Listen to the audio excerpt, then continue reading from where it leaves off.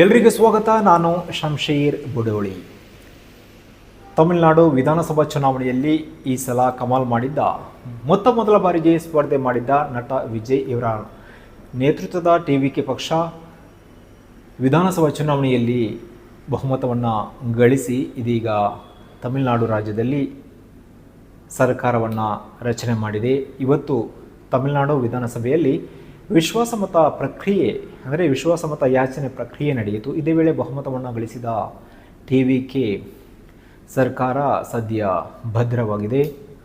ಇದೇ ವೇಳೆ ಮಾತನಾಡಿದ ತಮಿಳುನಾಡಿನ ನೂತನ ಸಿಎಂ ವಿಜಯ್ ಅವರು, ನಾವು ಯಾರ ಜೊತೆ ದ್ವೇಷ ಪಾಲಿಟಿಕ್ಸ್ ಮಾಡಲ್ಲ, ದ್ವೇಷ ರಾಜಕೀಯ ಮಾಡಲ್ಲ, ಯಾರ ಜೊತೆ ಇತರ ರಾಜಕೀಯ ಪಕ್ಷಗಳ ಜೊತೆ ದ್ವೇಷವನ್ನು ಸಾಧಿಸಲ್ಲ.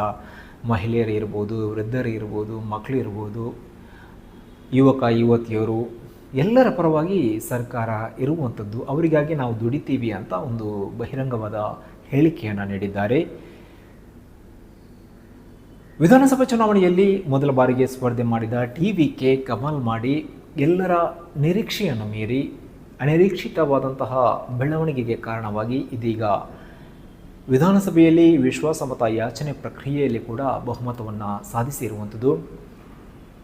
ವಿಧಾನಸಭಾ ಚುನಾವಣೆಯಲ್ಲಿ ಏಕಾಂಗಿಯಾಗಿ ಸ್ಪರ್ಧೆ ಮಾಡಿದ್ದ ಟಿವಿಕೆ ತದನಂತರ ಬಹುಮತ ಅಂದರೆ ಮ್ಯಾಜಿಕ್ ನಂಬರನ್ನು ಗಳಿಸೋಕೆ ಕೆಲವೊಂದು ರಾಜಕೀಯ ಪಕ್ಷಗಳ ಜೊತೆ ಮೈತ್ರಿ ಮಾಡಿಕೊಳ್ಳುವ ಮೂಲಕ ಇದೀಗ ತಮಿಳುನಾಡಲ್ಲಿ ಸರ್ಕಾರ ರಚನೆ ಮಾಡಿರುವಂಥದ್ದು.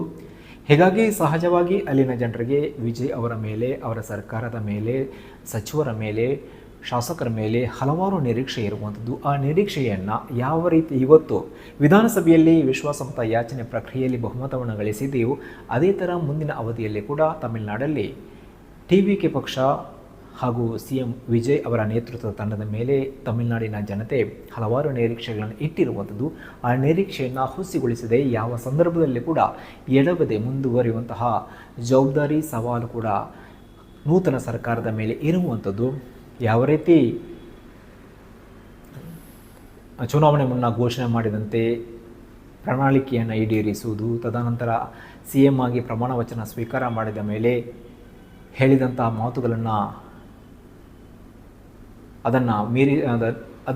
ಅದರಂತೆ ನಡೆದುಕೊಳ್ಳುವಂತಹ ಎಲ್ಲ ಸವಾಲು ಜವಾಬ್ದಾರಿ ಅವರ ಮುಂದೆ ಇರುವಂಥದ್ದು. ಹೀಗಾಗಿ ತಮಿಳುನಾಡಿನಲ್ಲಿ ರಾಜಕೀಯ ಬೆಳವಣಿಗೆ, ರಾಜಕೀಯ ಆಗುಹೋಗುಗಳ ಮೇಲೆ ದೇಶದ ಜನರ ಗಮನ ಇರುವಂಥದ್ದು. ಹೀಗಾಗಿ ಎಲ್ಲ ನಿರೀಕ್ಷೆಗಳನ್ನು ಅವರು ಸೂಕ್ಷ್ಮವಾಗಿ ಗಮನಿಸ್ತಾ ಮುಂದೆ ಸರ್ಕಾರ ರಚನೆ ಮಾಡಬೇಕಾದಂತಹ ಅನಿವಾರ್ಯತೆ ಕೂಡ ಇರುವಂಥದ್ದು. ಸದ್ಯಕ್ಕೆ ಇದುವೇ ಅಪ್ಡೇಟ್. ಮತ್ತೊಮ್ಮೆ ಸಿಗ್ತೀನಿ. ಅಲ್ಲಿಯವರೆಗೂ ಧನ್ಯವಾದ.